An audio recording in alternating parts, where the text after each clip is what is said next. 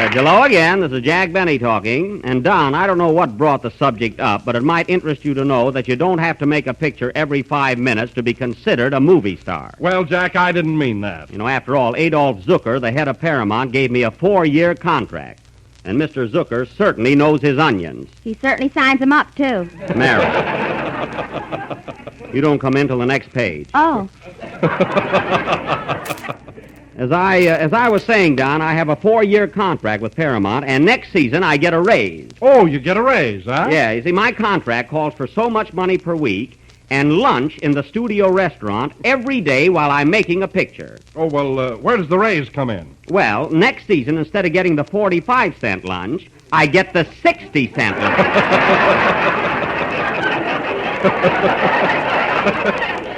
May not sound like much, but believe me, it adds up. But what I can't understand, Jack, is this. As long as you're under contract there, why don't they use you? Now, take George Raft, for instance. He's always busy. George Raft? Yes. Well, they're scared of him. You know, he's a pretty tough kid. Crosby and Fred McMurray, they're always making pictures at Paramount. Sure they are. And you want to know why? Why? They bring apples to Mr. Zucker.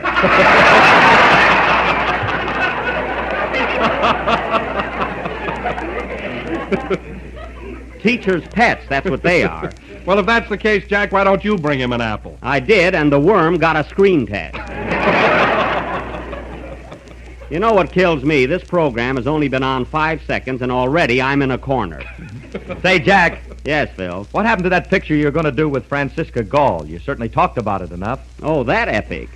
It was called off. You see, the studio and I couldn't get together on the scenario and how it should be cast. Oh, you couldn't, eh? No, you see, I wanted to be Francisca's lover, and Paramount wanted me to be her father. And you should have seen that so-called happy ending they had. Here we go through a whole love story, and at the end, Ray Milland gets Francisca, and I get an old age pension. An old age pension? Yeah, it's a fine thing to take to Niagara Falls. Well, one of these days they'll wake up and give me the proper story and a strong leading part. And then you know what'll happen? Sure, you'll get the 75-cent lunch. You said it. It'll work out by itself. Page 2. Hello, Jack. Oh. Hello, Mary. What are you talking about? Oh, Don and Phil seem to think that just because I don't make pictures every 2 seconds, I'm not a movie star. Well, gee, Harold Lloyd only makes 1 picture a year, and he's a big star. Why, certainly, and we're very much alike. Yeah, he wears glasses, and you have rings around your eyes. It's not rings, it's nightclub mascara. And let me tell you something, fella. Sometimes you can make too many pictures and people get tired of you. Now, you take Clark Gable. See, he's in more pictures than Leo the Lion. You know, Jack, I'm pretty tired of Clark Gable myself. There you are, fellas. Even Mary is tired of him. I'll say, I had to stand in line 3 hours to see him last night. Oh. Gee, he's a dream man. So you stood in line 3 hours to see Gable. Huh? Yeah, and you know what burns me up, Jack? What? Carol Lombard gets the dates, and I get the bunions. Well, that's beside the point. Anyway, to show you that I'm doing all right, Sid Grauman asked me to put my footprints in the forecourt of the Chinese Theater. And you know that's some honor. Well, did you do it? Yes, sir. Tell him what happened, Jack. That has nothing to do with the tribute. What was it, Mary? Now, listen. Well, Jack went over there, and he didn't want to get his shoes dirty. Now, look, Mary, So he stepped into the wet cement in his bare feet. Well... And he said they're taking bows so long that the cement hardened. Well, what of it? I got out, didn't I? Yeah, but tell him where your big toe is.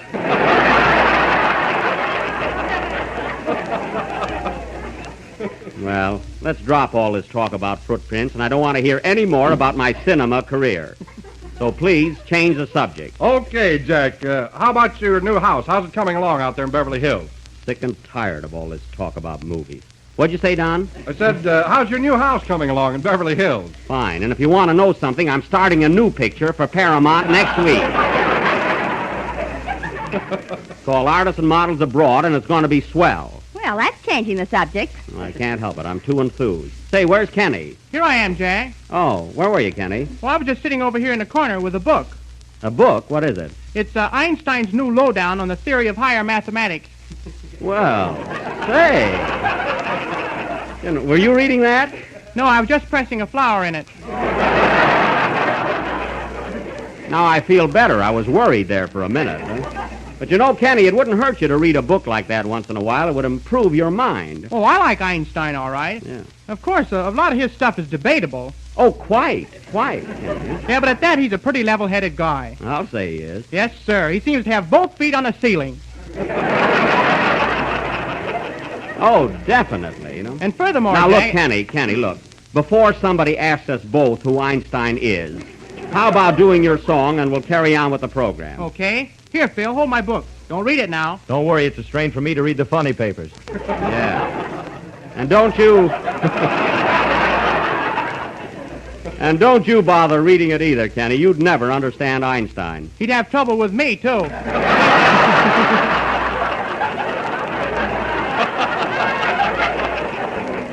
I know that. Sing, genius. Hey, whatever happened to my picture? I don't know. Very good. Yes, sir. That was Love Walked In from the Goldwyn Follies, sung by Kenny Baker. And, Kenny, I've always complimented you on your song, but I want to tell you something. That performance you gave as Dopey in our Snow White last Sunday proves that you're an actor, too. Oh, really, you were swell. Yeah, Jimmy Fiddler gave me 4 bells and a popsicle.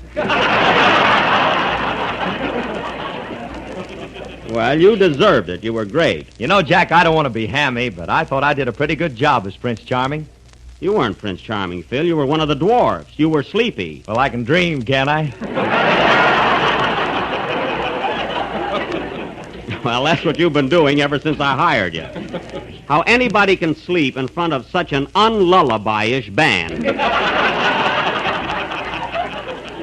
I don't know. Huh? Gee, Jack, I took the part of Snow White and you didn't even mention me. Well, I was just going to, Mary. You were really great. You surprised me when you sang. Gee, why, you were a regular Lily Pond. Yeah. Yeah. Say, Jack, can't you just see this in lights in front of the Metropolitan Opera House? Mary Livingston and Rigoletto.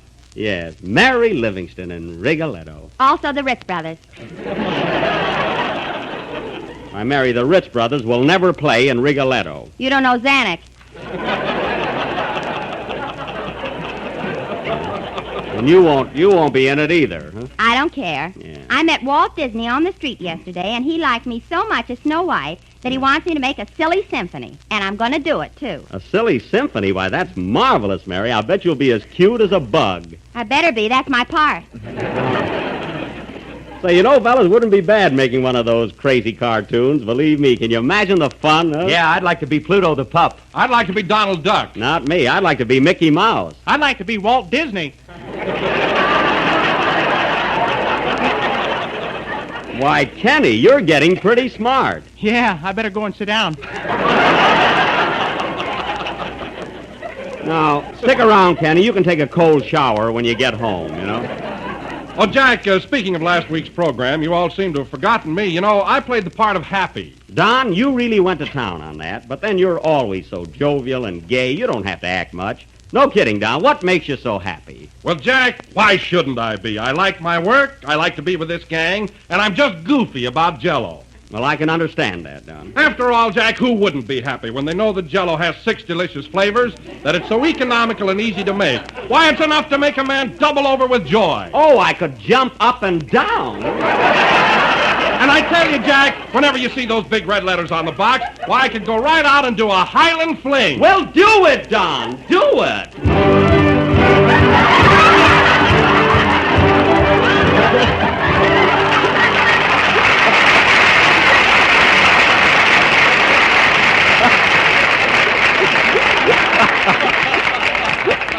Be careful, Don. You'll rip your kilties.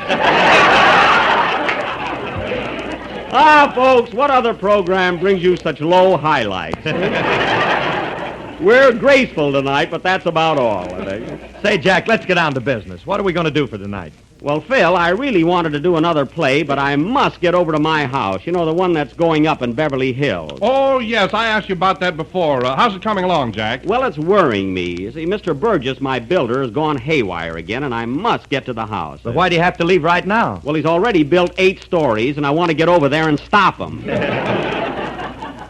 And such extravagance. They've used over 6 kegs of nails already. Say, Jack, how many nails are there in a keg? 18,967. I thought you'd know.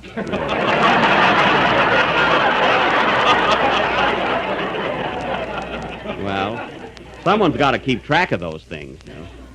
I'm going over there now. Do you want to come along, Mary? Yeah, I'll go with you. Can I come too, Jack? Sure, Kenny. I'm not having enough trouble with Burgess. Say, Don, you and Phil take care of the rest of the show, will you? Okay, Jack. Well, goodbye. Oh, wait a minute, Jack. I won't be seeing you until next week. I'm flying down to Louisville for the Kentucky Derby. Oh, so you're flying down to Louisville. Going to take a plane or use your ears?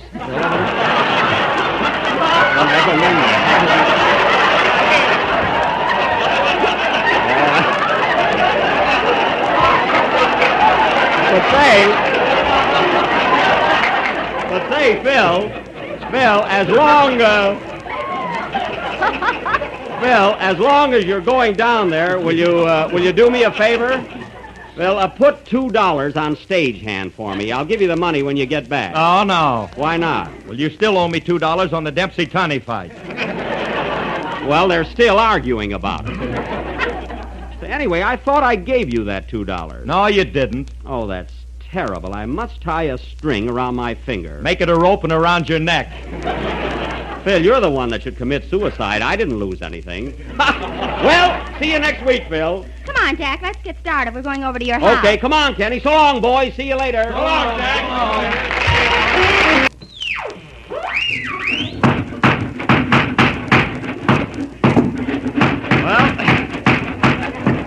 Well, fellas, here we are. There's my house. What do you think of it? Oh, boy, I think it's swell. Of course, it's not finished yet. All those things take time. How do you like it, Mary? It's all right, but what's the idea of all those statues on the roof? Those aren't statues. Hey, you guys, get a move on up there.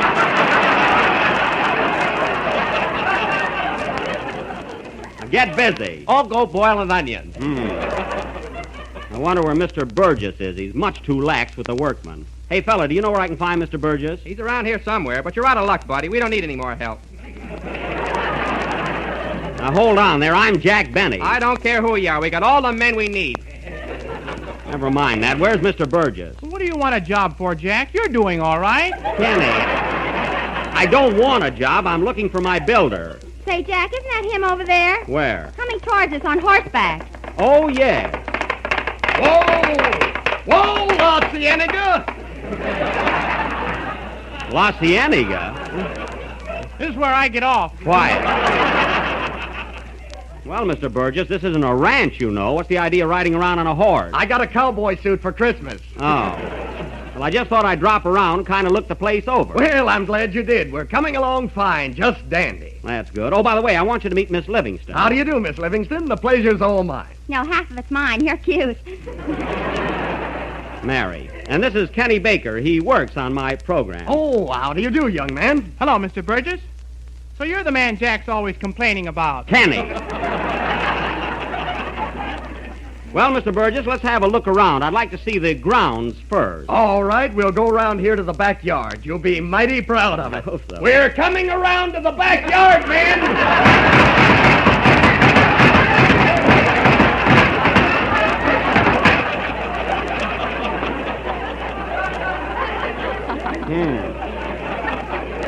Well, that was a spurt. Things are sure going fast back here. There's the tennis court. Yes, sir. We just finished that tennis court this morning. Isn't it a beauty? It sure is. Hey, wait a minute. There's nothing on the other side of the net. There's only half a court there. Oh, were you going to play with someone? Why, certainly, of course I'm going to play with someone. Well, in that case, we'll put the other half in right away. Yes, it'd help a lot. Can you imagine that, Mary? How can I play on half a tennis court? You never hit the ball over the net anyway. I do, too. I'm a regular Donald Fudge. Say, Jack, didn't you say you had a swimming pool over here? Oh, sure, it's right. Hey, Mr. Burgess, where's the swimming pool? The what? The swimming pool, where is it? Well, now, that's funny. It was here yesterday. I'll check on that. Bill? Yes? Have you seen Mr. Benny's swimming pool? I haven't even seen his last picture. Well, my pool wasn't in it. Isn't that awful, Mary? How can a swimming pool disappear? Don't worry, it'll come home wagging its diving board behind us. Come on, let's go inside the house. Yeah, maybe that's missing, too. I'll be a bit surprised. Come on, Mr. Burgess. I want to see the inside of the house. Okay, this'll give you a real thrill. Yeah. All right, men, we're coming into the house.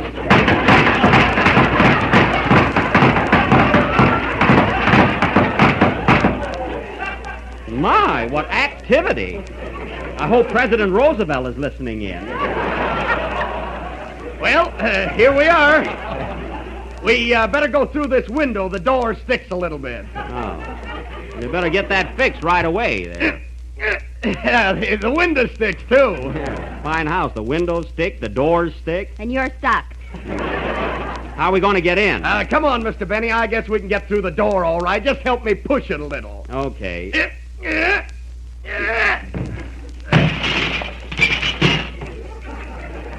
a fine how do you do. I always have trouble with that darn door. Well, it's certainly very funny there. Oh, Jack, look at that darling little breakfast nook. Isn't it cute? I'm sorry, Miss Livingston. That's the front hall. Front hall? Well, that shouldn't be out here in the back, should it? No, it shouldn't. I ought to get a 0 for that.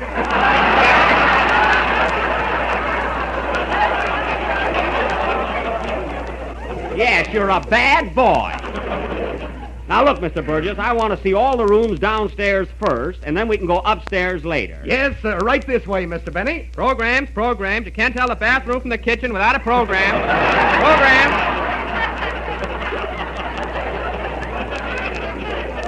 Hey, what's going on here, anyway? This house ought to be put in a straitjacket. You're right. And, oh, Jack, look at that sign over the fireplace. Where? Right there. It says Big Weenie Roast tonight. I wish they'd stop making a picnic ground out of this place. Hey, Kenny! Kenny, come over here with us. Why are you standing there looking at that dumb waiter? It fascinates me. Well, don't get lost. Now, what else is there on this floor, Mr. Burgess? Just follow me. Now, right here is the attic. The attic? Why, this is the first floor. Oh, that's right. Then shall we call it the sun parlor? Yes, let's. But if that's the sun parlor, there ought to be at least one window in it. If I put in one window, I might as well put in 10. Well, of course, that's the whole idea of a sun parlor. To get sunlight, window. Oh, you're exasperating. Well, we'll settle that later. Now, let's go upstairs. I want to see the bedroom. All right. Okay, men, we're coming upstairs.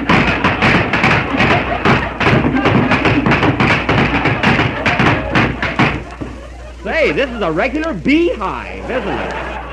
Oh, they're practically slaves. Now, follow me upstairs. Come on, kiddies. Last one up is a baked potato. Come on, let's go. Kenny, you lost. You're a baked potato. Okay, put some butter on, mate.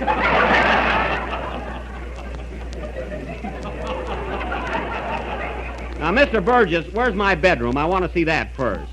Do you want the master bedroom, the guest bedroom, or just any old bedroom? I want to see my bedroom, the one I'm going to sleep in. Oh, well, that's the master bedroom. Yes.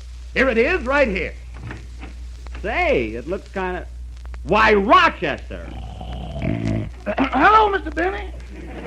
Why, what are you doing here? I moved in already. Well, the house isn't ready yet, and besides, your room is over the garage. I looked at that one, but it don't seem to fit my personality. Well, you'll just have to alter your personality. This happens to be my room. Well, I saw it first. That's not the point. If you want to know something, I was here ahead of you 3 days ago. You didn't stick out no claim. Now, Rochester, I'm not going to argue with you. Oh, Jack, let him have the room. I'll do nothing of the kind. Now, you get out of here, Rochester, and get to your quarters in the garage. I don't want to sleep with your Maxwell. It snores. Only when it's on its back. Now, you can nudge it. Now, get out. Okay, you win. Come on, Jezebel.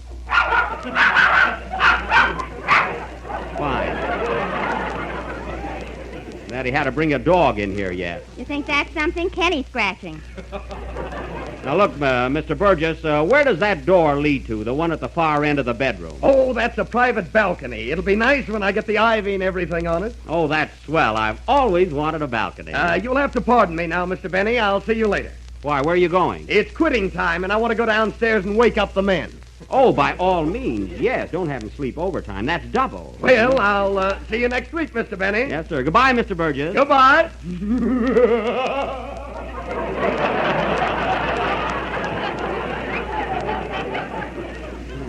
That's the silliest laugh I've ever heard. He slid down the banister, too. He did?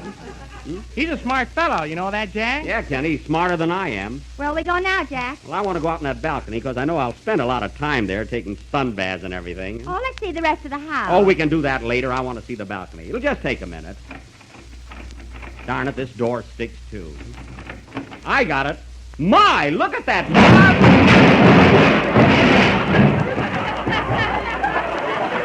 Oh! Jack, where are you? Down here in the cement mixer. Oh, my goodness. Come on, Mary, let's slide down the banister. Okay,